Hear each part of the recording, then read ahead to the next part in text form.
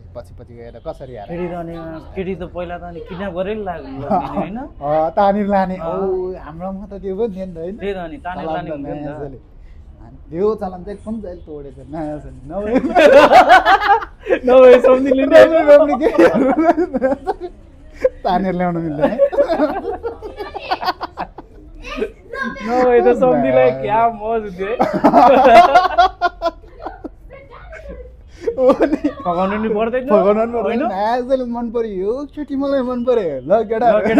बगौँ भन्ने होइन लगेर लिएर आउने अझ त्यो बेलामा त के अरे अझ त्यो के भन्छ